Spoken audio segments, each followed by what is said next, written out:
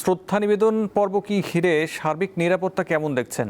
যারা শহীদ মিনারে আসছেন তাদের পোশাকে ২১-এর ছোঁয়া নিয়ে কিছু জানান।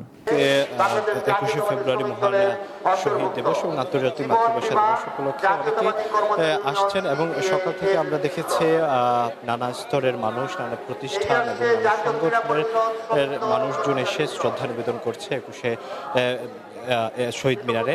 এবং শহীদ মিনারের যে ফুলের বেদি, সেই ফুলের বেদিতে কিন্তু মানুষজন শ্রদ্ধা নিবেদন করছে। আমরা যদি বলি এখানে যে আইন শৃঙ্খলা পরিস্থিতির যদি বলতে চাই, তাহলে আমরা দেখেছি আইন শৃঙ্খলা বাহিনীর পুলিশ এবং অন্যান্য আনসার, বিডিবি এবং ডিবি পুলিশ সহ আমরা দেখেছি সবাই একদম নিরবিচ্ছিন্নভাবে তাদের যারা ফুল দিতে আসছে তাদেরকে নিরাপত্তা দিচ্ছেন। এবং সেই নিরাপত্তার ভিতরে আমরা দেখেছি যে ডিটেকটিভ পুলিশ ব্রাঞ্চের কিন্তু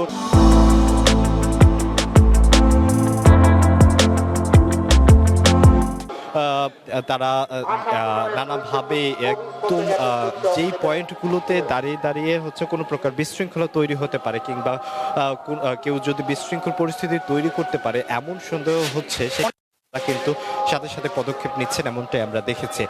আর আরেকটা যে আপনি আরেকটা বিষয় জানতে চেয়েছেন যে শহীদ মিনার উপলক্ষে এই যে পোশাক কিংবা তাদের যে কালচার লালন করছেন অথবা ধারণ করছেন, এবং সেই কালচারকে যদি আমরা দেখি সবাই কিন্তু সাদা এবং কালো পোশাক পরে কিন্তু শহীদ মিনারে এসেছেন, ফুল দিয়ে শ্রদ্ধা নিবেদন করছেন শহীদ মিনারের ফুল দিতে।